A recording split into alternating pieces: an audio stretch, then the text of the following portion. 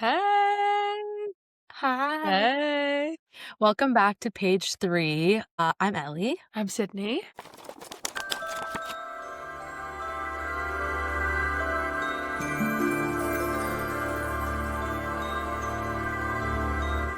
So, if you've been with us for a little while, then you know that a couple episodes ago, Syd was like the quote unquote expert, and she did a topic all about reality TV and whether it's real or fake and like the ideas of that. And you know that we really love like a Socratic style episode. So, today I thought I would bring a topic that I talked about in class pretty recently that I thought was so fascinating and so interesting. And it's the concept of death of an author.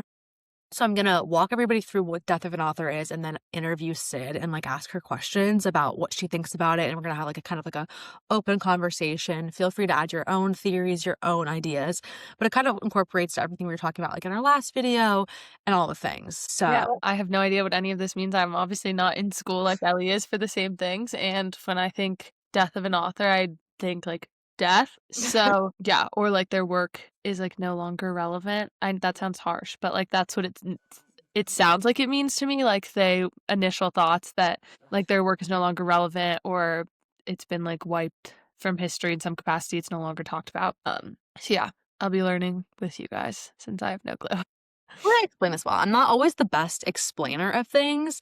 That's why I have this super handy dandy little script on the side here that if you see me reading off, it's so that I can keep my thoughts straight. So the basis of death of an author is kind of like the idea of if you go on TikTok and you see somebody that's like dissecting, let's say like a Taylor Swift lyric, and they're like, oh my God, this quote is about so and so. And somebody's like, no, it's not. It's about being like the oldest daughter. Or they'll be like, this quote's definitely about this person. And they're like, no, it's not. It's about like her parents' divorce, right? And like this idea that like the reader kind of like responds to what happens. And so this is kind of like one of the biggest literary debates. And does the author control the narrative or do the readers? So basically, how to kind of like summarize this is the idea that like authors, once they give you the work and once their work is like out in the world, ultimately their opinions and what they did with it and what their intention was behind it means virtually nothing, right? Like they don't have any control over how people interpret it. They have no control over anything. So like once an author has adequately given their work over to the people that are going to read it, really what they wanted and how they and what they did means nothing at all once it's given over, right? But it's the idea of like, well, does it implore? It's kind of this big debate of like, where does the power lie, I suppose, in like controlling the meaning. So it's not because the author literally died, but because the text is like work and we're like an employee and the author is like considered the boss, but are they the boss or are they just like who we've given the power to determine what the text means and why? So I also think that like a big part of this too and a big debate is like everyone shows up to the text differently. So for example, like I could be going through something super traumatic in my life and I could read a text and it could mean something so different to me than somebody that's just like they had like maybe like a mundane year or they had like a really heavy year. Like it just depends on like how you're showing up to the text and that interpolates what you're gonna think about it and like what's gonna happen. Also, Syd, your skin is fucking glowing right now. It's because I have a giant spotlight in my eye, which is why I keep turning like this because it's like just really in my face. But So it's making your skin look real dewy. well, the only window I have is here, and so otherwise I would have been backlit. So that's kind of what's happening here. I love it. Love it, love it, love it.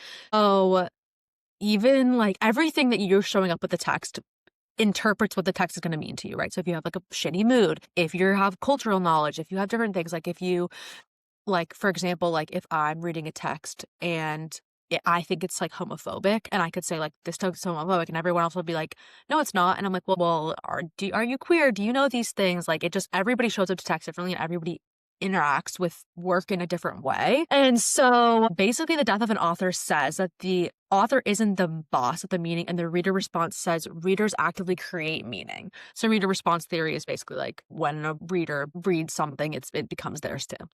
Actually, I think I like explained that poorly. Give me one that moment.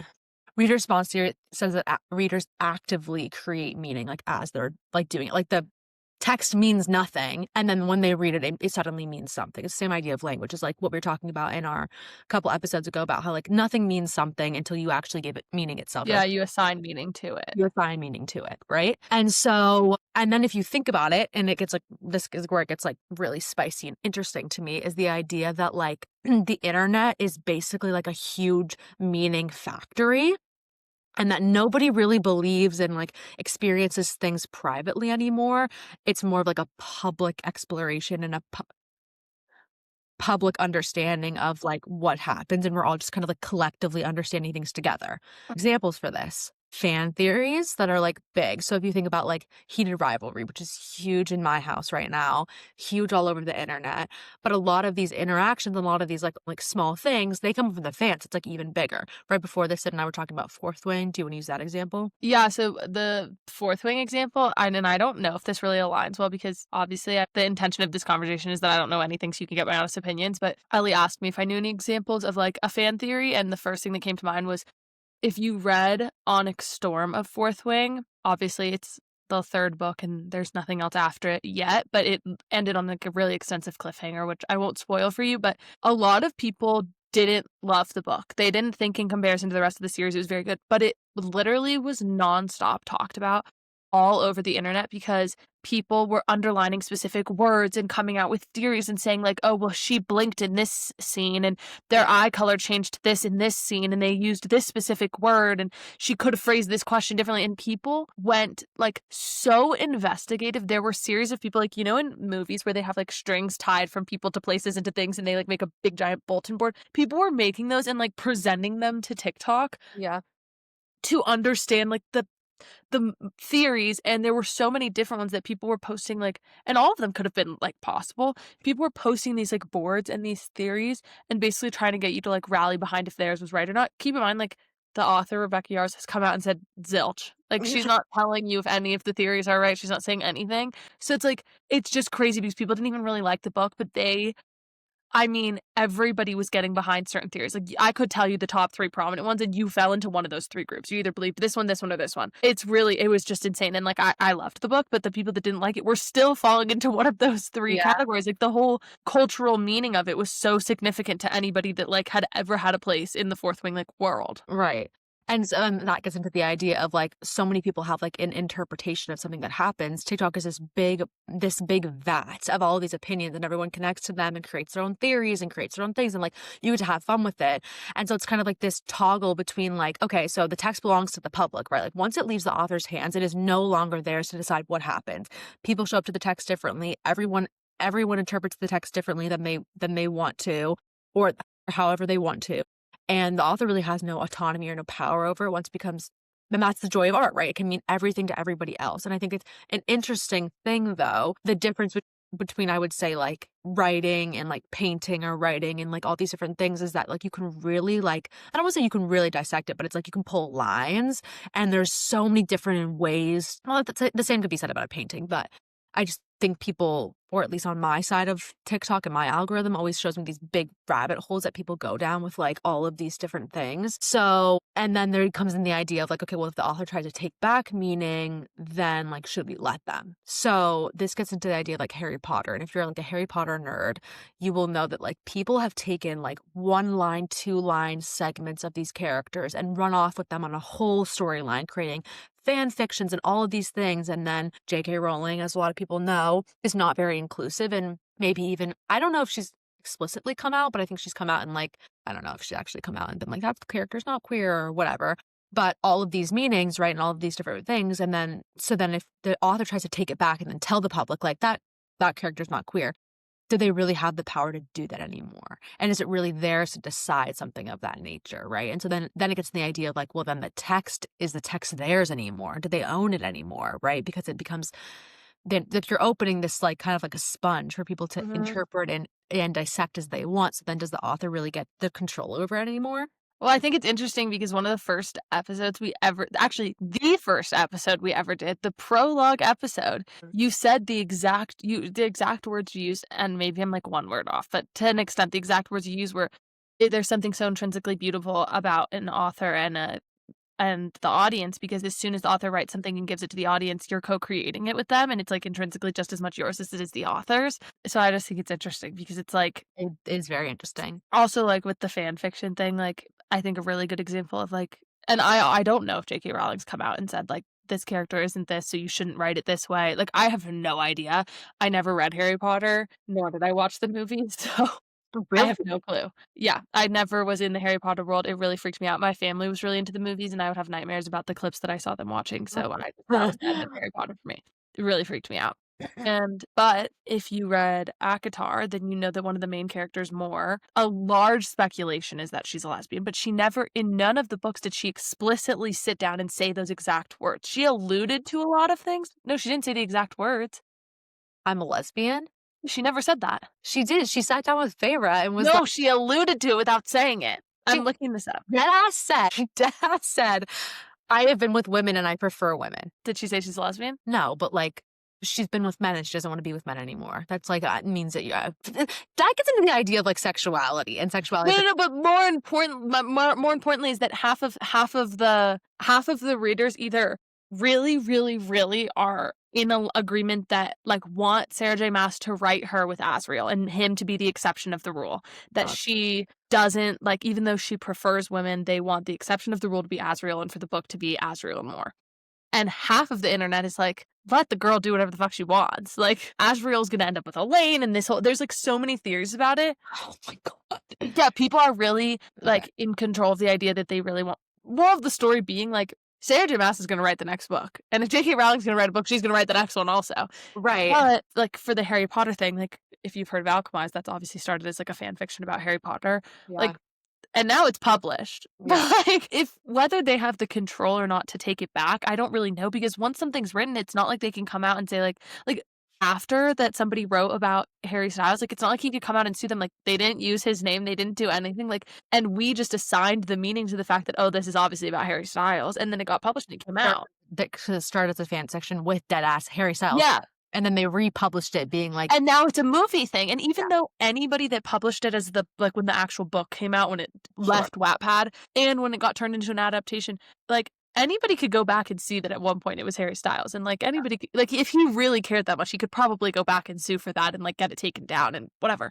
But it went like, people got so invested in a narrative that, like, wasn't even intended to be real, that it became this adaptation where it's like people writing fan fictions about like Hermione or whatever. I literally don't know because I didn't watch Harry Potter, but like she can come out and say that character's not queer, that character didn't do this, or those two characters don't have to end up together. But she didn't write it. So can she really take that control? Because like the person that wrote the fan fiction and put it out there and it's getting read by all these people like Alchemized, where it went so viral that now it's a book, like it's already out there and it's been written by somebody else. Yeah. Like, do you really now you don't really own that narrative anymore. You own what you published and what you brought out, and you can tell them, oh, in the 6, 7, 8, 9 books that I wrote, that's not what happens to the character. But you can't tell somebody to turn their imagination off and turn their dreams off and to like not write it. Like unless they're copywriting you, like you really have no authority over that. Like if we're just talking like physically. Well, there's also the idea that, like, when you're talking earlier about how, like, Sarah J. Maas is gonna decide whatever the fuck she wants to write, like, whatever book is gonna come next in ACOTAR, which, like, please let it be Asriel's, which I know it's not because it's gonna be Elaine's first. I just know in my bones. First of all, because she said it, but also because whatever.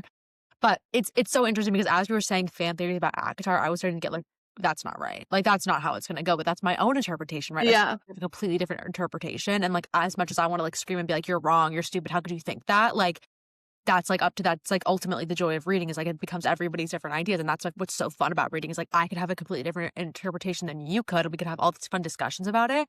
But beyond that, it's also interesting because at first I was thinking like, okay, well, Sarah J. Maas is going to be the one to decide what books gets written next. So she has the ultimate control, right? Because the whole series isn't out yet. So she decides what gets written next. So she's the decider. But there have been a lot of times where people have like read stuff in the past or read books in the past and they've just like, and they've read like different endings and they've collectively a fandom has just decided like that's not the way it was supposed to go, and somebody will rewrite it and everyone will be like, okay, yeah, that's how it's supposed to go.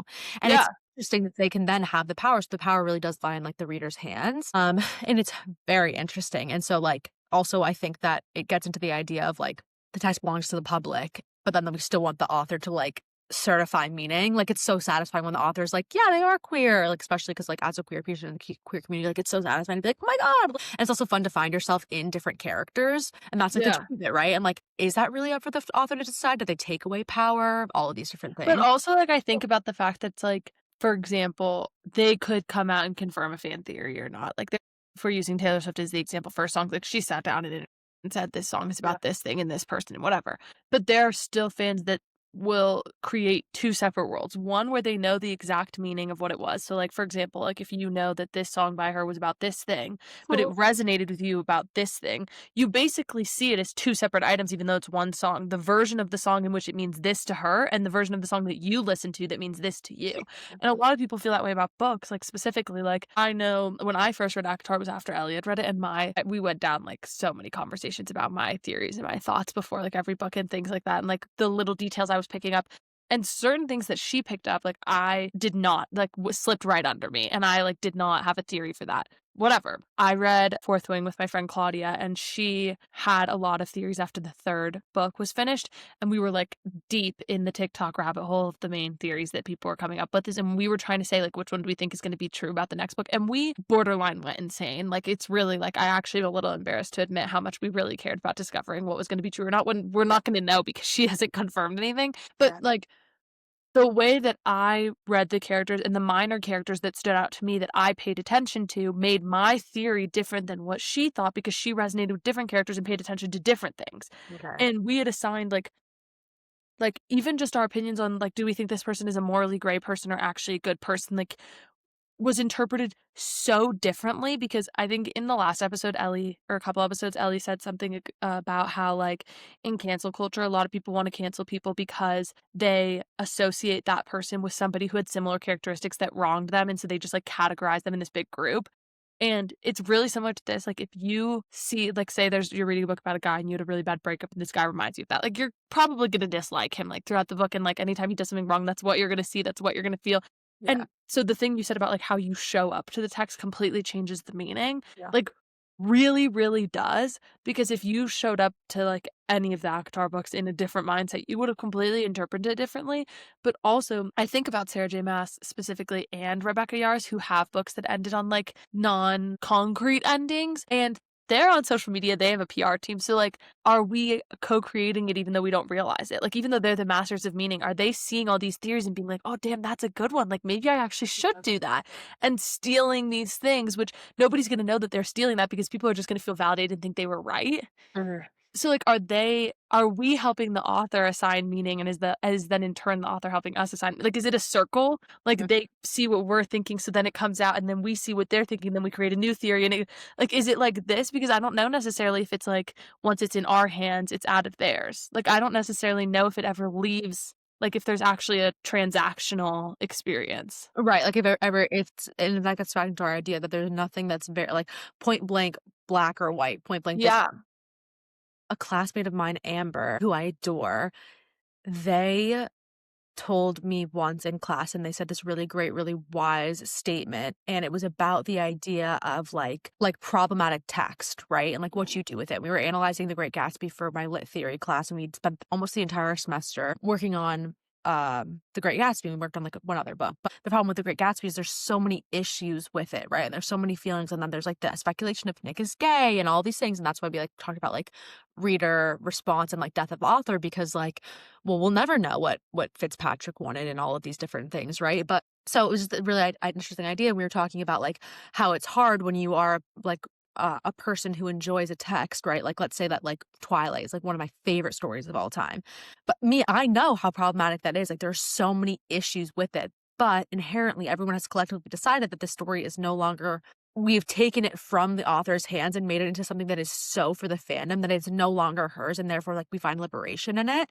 And Amber, my classmate, said something that I will stick with me for the rest of my life, and it's like, you're of course allowed to like this paraphrase. Of course, you're allowed to like things that are problematic, not because, like, of any other reason, but because, like, nothing is completely divorced from problems, right? Like, we live in a world, everything influences us. Like, if the author's not getting input from the reader themselves, and they have to be getting input from the world that we live in, we're all living in the same world together, right? And so our world is littered with issues, and so you can never be completely divorced from the thing that made us. Like, It's the same idea of like if we create a new society, that society would have some of the lingering issues because we can't imagine a reality that's completely new and completely like divorced from the reality that we're in right now, the society that how it's built up right now. Yeah.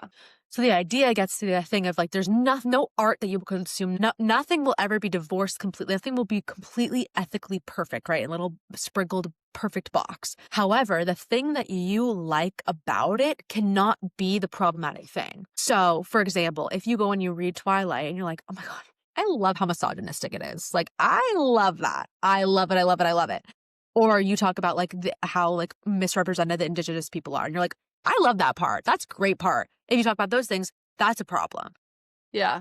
But on the backside of things, if you find meaning in it, like so many people find meaning in Harry Potter, even though J.K. Rowling is, in my eyes, and for my moral standing, a horrible person, I don't know, like, but then it's so liberating because these stories, right, they built you, like a lot of like the queer canons or like all these stories, like they built some of these people and they made them feel seen. So to take those away from people is really hard because they become a part of who you are, right? Like Twilight helped me grow and learn the idea of taking it away because Yeah. you don't agree with Stephanie, whatever the hell, Stephanie Meyer, then that's like, well, that's not like, and it's the idea that like you can like things, but you can't like them because they're problematic. And I love that because it was like this really liberating thing of like, okay, we can't get rid of all art that's problematic ever because we'll have nothing left. Yeah. But also I just think like, and this goes back to the fact that like the author didn't intend for it to be problematic because they are also not divorced from their own problems. Like they live in a problematic world. So how are you supposed to build up an entire literary world? Like Twilight is like a dystopian world that doesn't actually exist, but obviously they have to base it on something. And it's like the same way how Akhtar, like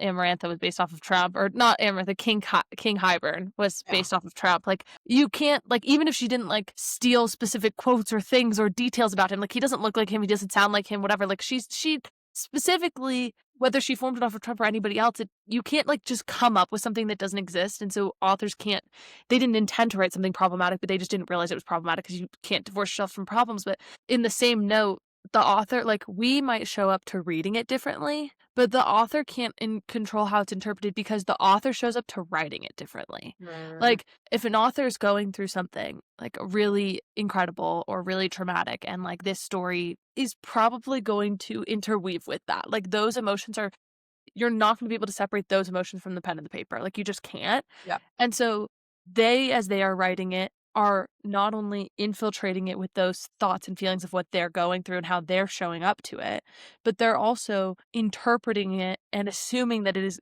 unintentionally assuming that it will be interpreted as they are writing it. Like, oh, Mm. I'm writing it like this, so it will be interpreted like this. But that's because they're showing up to it like this. Yeah. Whereas, like, the reader reading it is either going to resonate with it for a specific reason, but it's impossible to guarantee that it will be, that people will show up to it the same way that you did. Like the author can't assume that you show up to it the same that they did. And I always think about like in AP Lit or Lang in high school, and when the teacher would be like, and what did the author mean by that? Like, who fucking knows? Like, can you ask them? Probably not. And realistically, like a lot of authors are probably going to be like, I honestly just like, I didn't mean a whole lot behind that. Like, I wrote that because it felt good and I interpreted it this way, but the way that you're interpreting it sounds really good. And I wish I intended it that way, but I probably didn't. Like, you can't, like, when we were writing the AP Lit, like, papers, and they were like, and what did the author mean by this? Because she probably meant X, Y, or Z. Like, I don't think he or she meant any of that. I Totally. don't. And I can't confirm it. And Yeah. what are the odds that the 3 assumptions that we made are one of the ones that they had? Like, Completely. so I just think it's, like, a really inconspicuous thing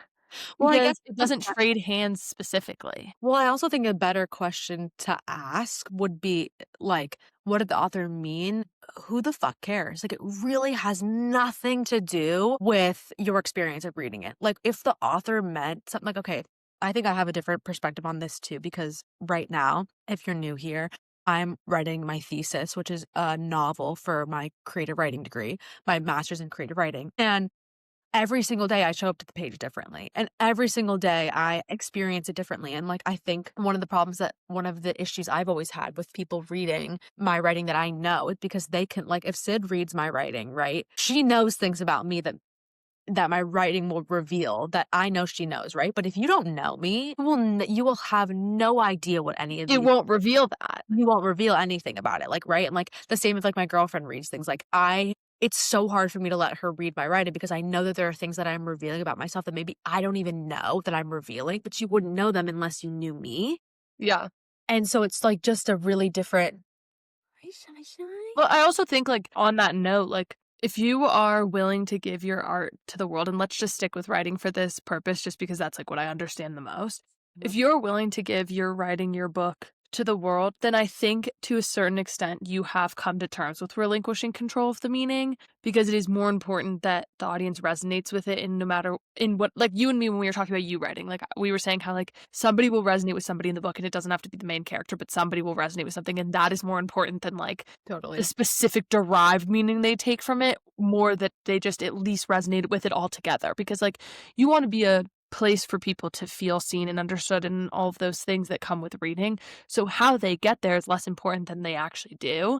Totally. And I think if you're an author and I mean, especially in this day and age, like how you said the internet is literally just like a concept factory and a theory factory and an idea factory. Like, you've come to terms with the fact that people are going to interpret your story in ways you dislike. You're going to see critic reviews that say that this character was underdeveloped, where in your head, you probably thought that you developed them perfectly to represent a certain type of person and like all of these things. And so at a certain point, when you release your book to the world, whether it's for critics or the readers, like you've relinquished control enough to understand that the way you wrote it and the way you interpret it is always going to be yours, but it's not always going to be everybody else's. Totally. And like you can love the story that you wrote and the story that you understood, but people can also love the story that they read that they understood. And it's two completely separate entities, and that's okay. And so I think it's hard to determine who does or doesn't have control because both the reader and the writer have to relinquish control. Like the writer has to relinquish control enough to let the reader read it, but the reader has to relinquish control enough to trust that the author is guiding them somewhere, and how they interpret the stories along the way is completely up to the reader. But like the framework that's guiding you on this path is determined by the author. And so I think both parties have to kind of just be like, trust in it a little bit and enough.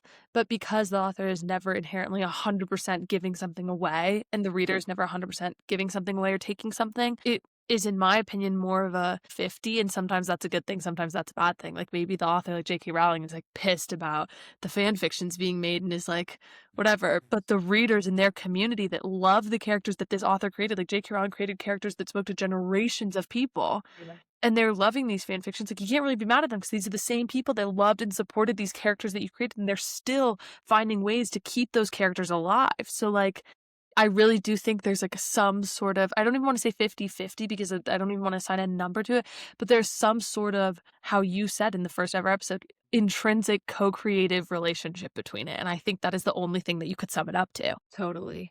But I also think that it's hard sometimes because the author did intend for some things to happen, right? Like, and I think it's hard, especially when people are making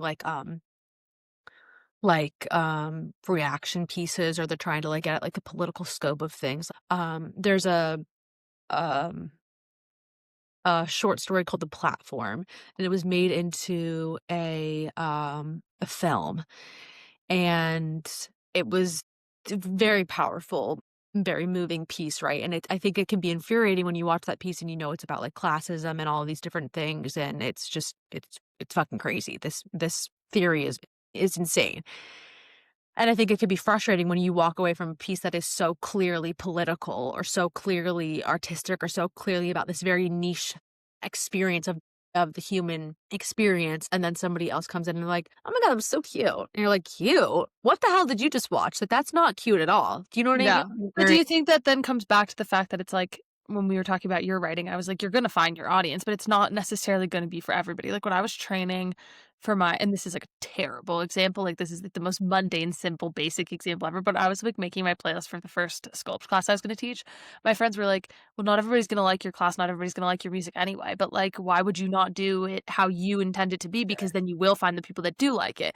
And so, like, obviously, not everybody's gonna interpret a story the way the author wants, like the piece that you're talking about. But I think the trade-off is that it's fine and it's worth it if some or a majority of people don't get it, because the people that needed to get it and that should get it did. Well, more so than that, I think that the thing that's helped me be free, I'm not even a published author. I don't know shit about being published or what it's like to have random people across the world read your writing at all. I dream that would be my reality one day, but I have no idea whether that's going to be the case or not. But I saw something like a long time ago that was like this professor in college, and he told all of his students, he was like, if you came to college probably because you have like a little bit of like, I want to save the world in you. So that's beautiful. I love that you want to save the world, but like, if the only person that you can save is yourself, that's okay too. And I think when I first started reading, or when I first started writing, I really wanted to be able to help people. Like I wanted to be able to, I'm going to share this story and I'm going to do this thing. And I'm writing right now a fiction piece about competitive dance. And I was a competitive dancer when I was growing up. And it didn't really start from a place of like, "Oh, I really want to, I really want to write about competitive dance." Like, for all intents and purposes, I never wanted to relive those days of my life. Ever, ever, ever, ever. For multiple reasons, both what happened in the studio and also what was happening in my life at the same time outside of the studio. And I don't know, I just kind of started writing it. And I think there have been so many things I have no idea we'll ever talk about this in my entire life, but there have been so many things that have come up because of this story. There have been so many things that have happened because of this story. Me just plainly writing it that have healed me and changed me. And I think I kind of had to write to myself and kind of like cut this idea of like, and it's also just like a slap in the face of like my whole life. I had kind of lived for other people and wanted to make other people happy and all of these different things. And then kind of waking up and being like, wait, I don't need to like, why am I so focused on everybody else? Like if this story saves me, if writing this fictional piece saves me, then why would that be a bad thing? You know what I mean? And I think that Yeah. I've calmed myself down into being like, okay, I just need to write it for myself. And whatever people will take out of it is whatever people will take out of it. It's also horrifying because if this piece ever does go out into the world one day, there are so many aspects of it that are undeniably similar to the life that I once lived. Still They're a fiction. little bit identifiable A some. little bit identifiable, but I don't know, maybe you wouldn't know. Like a professor of mine that I like adored. He was like, it's the best thing in the whole world when you learn how to take an aspect of somebody. You learn somebody does something in front of you, somebody acts in a certain way, and you're able to dissect what they do and shatter who they are and completely recreate and like tape it back together into something that person could read that writing and they would have And no not even know. idea that it was about them. But I also think, like, too. I don't think I would do that at all. I think I should try these people and recreate them, and I couldn't do it. Yeah. But Anyways. I also think, like, to an extent, like, to your point that you're doing this that you've realized along the way that you're doing it for yourself, even if it wasn't intended. I think that a flaw and I'm saying your theory because you're presenting it to me, but I know it's not your theory, but I think a flaw in, like, your theory or the theory of, like, the death of the author or the reader's theory or, like, all of those things, I think one of the flaws is that we're forgetting that the author might not give a fuck. They might not care because they might be like you who discovered along the way that this was so much more about their experience writing it that if you wanted to interpret it any fucking way, they were just pleased that they did something for themselves and it saved them. And then, like, there's obviously the hope that people interpret it in a helpful way for themselves. But, like, at that point, the meaning is so valuable to them and and the actual act of writing it that it's, like, less important that once it's out in the world that other people get it that way because the magnitude of how it helped them was so much more important, right?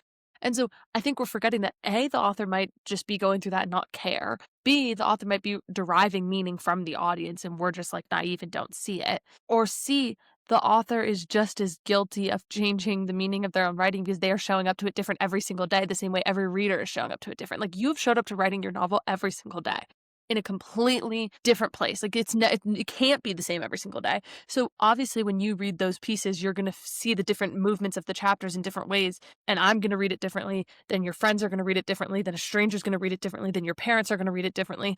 And so I think we're forgetting that the author is not as in I don't want to say control, is not as, like, regimented as we're giving them credit for. Like, they're not showing up the same every day and sitting down and being like, "This word and the way I write this sentence will give this specific meaning to this group of people." Like, that's just not always how it is, and it's completely unrealistic to assume that it would be. Like, they're showing up to writing it every single day differently. They're experiencing how they grow into the book as they're writing it. Like, for example, as they're writing the book, when they came up with the concept and they pitched the idea to whoever their publisher is, whoever their editors, whatever, they might have had a storyline that went like this and ended here. But as they're writing it, they may be like, nah, I want it to go over here.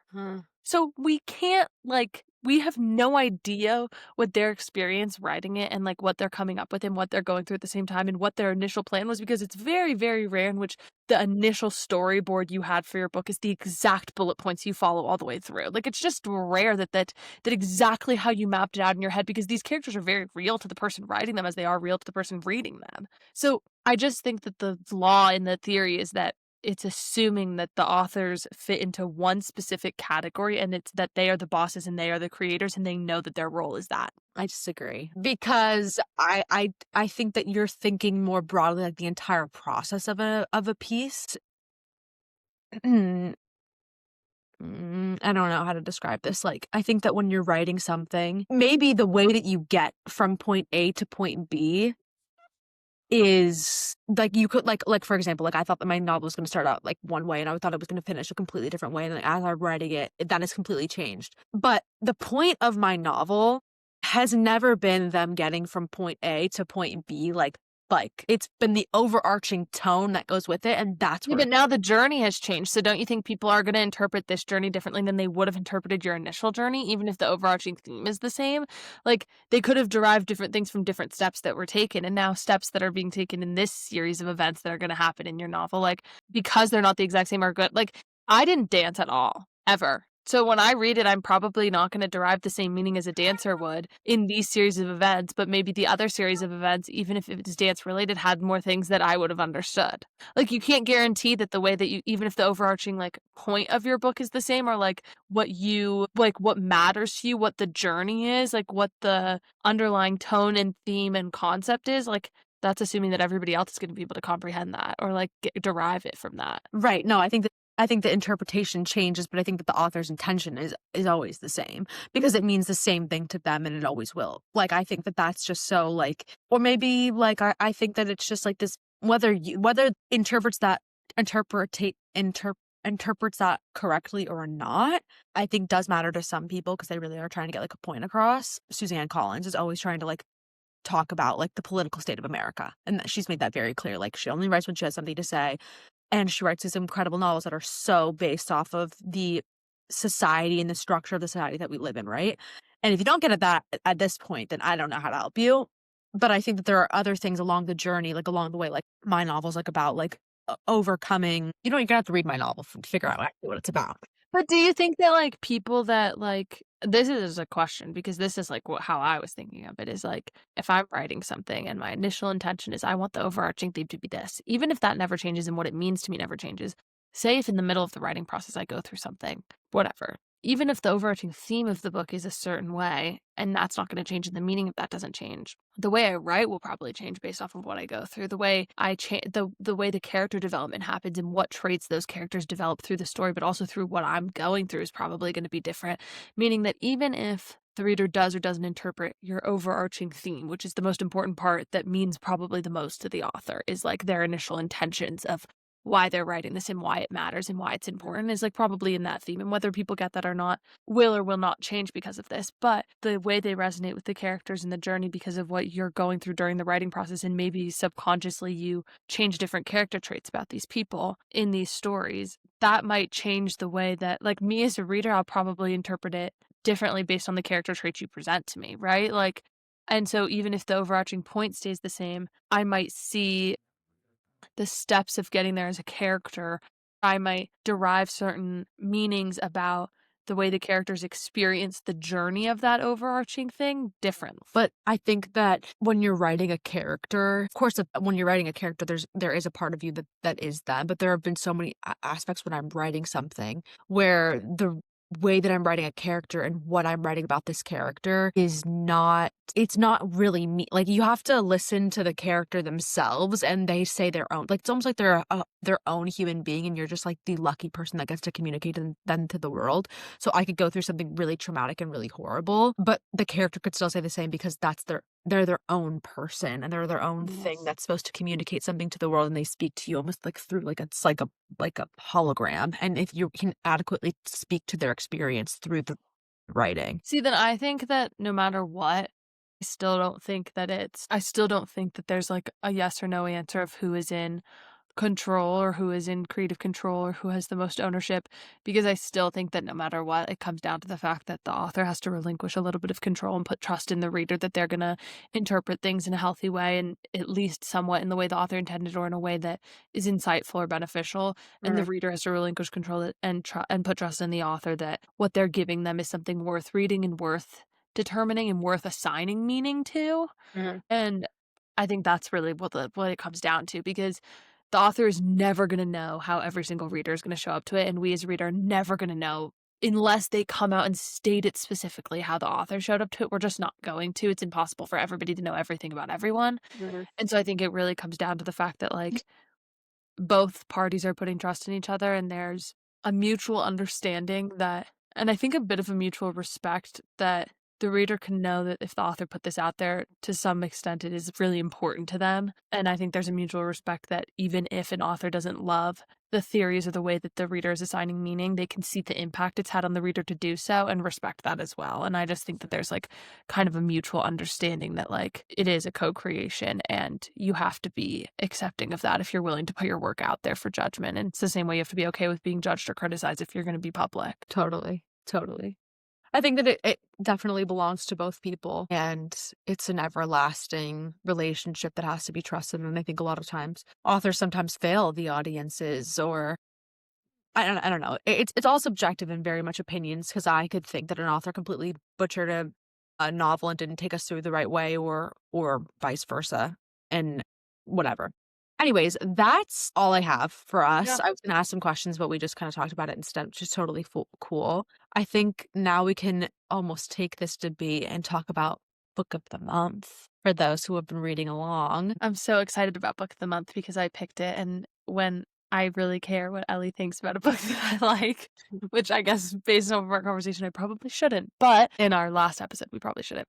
But I picked I Who Have Never Known Men, and we've read 60 pages so far, and I'm assuming we've both stuck to our end of the deal of not reading reviews or going online about it. Yeah. But we just kind of want to talk to you about our first 60 pages of interpretation and what we're feeling. I think that the writing is so powerful. It's Mm, incredibly done. I think that similarly to the discussion that we just had, I think I'm showing up to reading really differently right now because I am writing, and so I love this author's writing so much that I was so intrigued by it and just wanted to like sit down with her and be like, "How did you do it? Tell me yeah. secrets," because it's just so well done. And I think that, like I said in the past, there are books that I read that I love because I'm a reader, and there are books that I read and I love because I'm a writer, and I think this one is I love it because I'm a writer, and I can really Yeah. appreciate it, and I can appreciate all of the things that she has done, and all of the techniques that she has used to craft the story are just so well done. Yeah. I'm very like, I love the main character. I think it's really interesting that she is the youngest of them all and acts like a time marker, which I think is pretty symbolic as to how society functions as a whole. And like the youth is kind of like the almost like a marker for the health of a nation, I feel. Yeah. I'm very interested to keep going and to see it's very addictive to keep. Yeah. I also just think it's interesting. I mean, the first 60 pages lead up to one of the significant points. Are we allowed to say like what happens? I guess if you're watching this part, you've read the first 60 pages, so Yeah. you should hopefully know that this is probably going to contain spoilers. But the first 60 pages lead up to the women's initial escape. And if you read the back of the book, you also already know they're going to escape because it says on the back of the book that she's going to be the escape. But I think really important to know, we don't know her name. Yeah. She's the main narrator and she's also the main character. And she switches back and forth from perspectives of her at a certain point in time writing this versus her going through this experience, and she switches frequently, and you never really know. She very slyly switches it. There's no designated switch point, but we don't know her name. She starts the book initially from the past or from the future, basically present. I don't even know, of her basically saying like, I went through this experience at a point in time and I'm going to tell you about it essentially. But at no point does she allude to how she gets to the present. What happens? Where is she now? Where does she live now? Is she okay? Is she safe? Like, we don't know anything. And I think the time thing is interesting because she has the only freedom she has in this life, in this cage that she has one freedom, which is really interesting because it's a freedom that probably we will all never experience. And it's the freedom to completely develop her own way of thinking and of knowledge. And we went through education. We had parents to teach us things. We had friends to teach us things. And we had experiences that taught us things. And we had the outside world to look at to teach us things. So to a degree, almost all of us overlap on those things or have a similar way of thinking. We all know how to do certain equations. We all know how to get to certain thought processes, like whatever. But she has no context to any world other than this dungeon, basement, cellar. So she learns how to tell time. And instead of what you would think of as like, oh, we know that there's 24 hours in a day and there's 60 minutes in an hour and all these things, she doesn't, that knowledge is like completely unexistent to her. And so she just decides that this is how I'm going to think. And I'm going to think this way. And it's a weird contrast to the fact that she has no freedom at all. But she's so unaware of how stifling that can be because she has the freedom to completely create her own way of thinking. And I pulled a quote that I was thinking about where she kept asking repeatedly for information from the other women in the bunker. There's 40 women, she's the 40th. They're all older than her. And have no memories of their life prior to this other than things that they think they should know. So like they know men exist, they know dancing exists, they know marriage and kids exist, but they don't actually remember their own personal experiences with those things. So they kind of like make them up as they go. And they don't really include her in those conversations because she's never experienced the outside world. Mhm. And they have, but they just don't really remember it. And so they're talking about love and men and things, and she keeps asking them, like, "I wanna know, tell me what happens here, tell me what happens here." And they're basically like, "What would be the fucking point of telling you? Mhm. You're never gonna use it, and you never experienced it, so why do we care?" And she said, "Is there a satisfaction in the effort of remembering that provides its own nourishment? Is what one recollects less important than the act of remembering itself?" And she's basically I saying that, highlighted like, that quote too. and she's basically like, in my opinion, I took it as like she thinks that the reason they have so much satisfaction in keeping these secrets from, or not even secrets, but keeping this knowledge from her and reflecting on a life that they're hypothetically never going to experience ever again is just because they like the idea that they can remember and that she can't. Yeah. And but that's also another quote that I pulled out, and it was like, "But I didn't believe them that they nearly all menstruated. How could you feel privileged not to have something that everyone else had? It felt like they were deceiving me." And I literally agree. I was thinking the same thing. like, I thought, and then I loved the quote. I thought it was unfair. Then I understood that alone and terrified, anger was my only weapon against the horror. And then I loved another quote that was all about the idea of beauty and who beauty is for. And it's, yes, some women say that it is for ourselves. Why on earth? What on earth could we do with it? I could have loved myself whether I was hunchback or lame, but to be loved by others, you had to be beautiful. And then she asked, "Am I beautiful?" Which is the idea of like, and it's this really interesting concept of like women and what they look like. And the entire time that I was reading this novel, the whole time that I thought about it, I was like, this book would be so different. It would look so different if it was all men. Like, it would just function differently, like, they would not there would be so many different things that happened, whether good or bad, because they are men, and the functionality of and the health of their system, no matter how unhealthy their environment is pretty astounding to me that they have created rules so simply and have been able to They did. so simply, and it's really interesting. She even talks about at one point how she finds it so strange that, like, one day they just remembered what roles they were supposed to take, but they don't ever remember assigning them. Like, she basically says, like, "I knew that the older women did this, and I knew that the younger women did this, and I knew that this happened, but nobody remembered how we got here." Yeah. And I think it's really strange because the question she's asking specific members of this 40 women, whereas you can assume that if she was a man and they were all men, the questions she would be asking were probably entirely different. Like, and maybe it's stereotypical for me to assume that a man wouldn't ask if he was beautiful, but she has no idea what she looks like. She's never seen But herself. that's the idea of, well, you would only care, but you don't even she doesn't even care about beauty up until that point because she's never learned that is something that you need to have. Yeah. And then that's an interesting thing is to live completely with, and I was thinking about that too, is like the idea to live completely without the male gaze is a really interesting concept, but she doesn't really live without the male gaze, but she lives without the I guess Well, she uh lives without the physical male gaze because the guards doesn't actually look at them even though the men are present. or even the societal male gaze of like how men operate and what role women play in a society because women play they have one role to play and that's to just be there. Yeah. And it's just really interesting. Also, I think it's like they're all entirely powerless, like for better, for worse. Like their only understanding is like they know that there's these things they can't do. The guards have never spoken to them, they've never told them the rules. They've just enacted in certain ways that make it clear what the rules are, but they've never like been written down, been told to them, nothing. And they have these rules, and she at this point in time feels like she's more powerless than they are, even though it's ironic that she could feel that way because they all are in the same cage, getting fed the same food with the same rules, the same medicines, everything. But she feels so much more powerless because they have knowledge that she could never have access to because she didn't have a prior life. But then when she starts this free thinking and imagination where she's like imagining all these different scenarios with the guards and she's thinking of all of these different things and she's learning how to count in different ways and using her heartbeat, she basically realizes that like they are all equally as powerful and equally as powerless because she doesn't have to, she has this big revelation where she realizes I don't have to share my secrets with them. When they ask me what I'm thinking, I don't have to tell them. Mhm. And so she says, did they only keep me in ignorance so that they could pretend they weren't entirely powerless? And like, are we all using like the very itsy bitsy pieces of our own experience that wasn't shared with everybody else to keep us powerful? And then she also said they repeated the same thing in 10 different ways as so to avoid accepting that they'd had absolutely nothing to say to one another for ages. But human beings need to speak, otherwise they lose their humanity. And like she basically so many times throughout the book, the part that's like been killing me is in 'cause I'm only, like, 60 pages in, is that she keeps saying all these things about how, like, "Well, does this mean we're human? Is this what makes us human?" Because she doesn't know what makes somebody human because the only human she's ever interacted with are these women in the cage.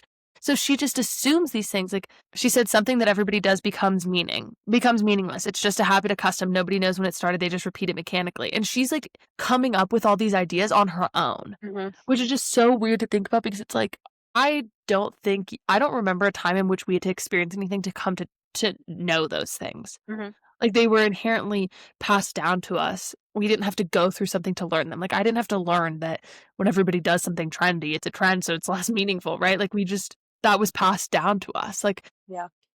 so it's just so I don't know. I've been mind boggled for like a couple of days over this Yeah. because I really just wanna know the point. And I wanna know where it goes, which I think is kind of the point too, and I feel like when we get to the end and when we experience the end, I'm imagining it's gonna be one of those endings that shapes the meaning of the story more when you get to the end of it, like, reading it Mhm. was kind of like, "Wait, what's going on? I'm so confused," and then when you get to the end, you're like, "Oh, that was the point the whole time." Okay. Do you like it more than you thought you did, like, more or less than you thought? I'm Yeah, just I curious liked where it you a lot thought. more.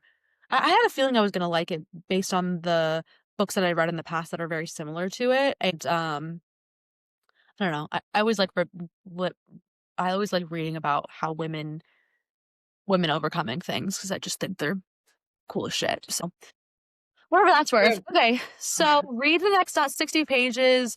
We will see you so soon. Thanks for joining us. Let us know your thoughts about Death of an Author and all other things about the book. If you haven't started reading along, I hope you will. We'll see you Yeah. soon. See you in the next chapter. Love you. See you in the next chapter. Bye.